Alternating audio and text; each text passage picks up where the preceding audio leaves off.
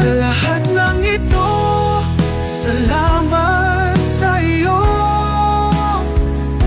Ang buhay namin ay alay sa iyo lamang.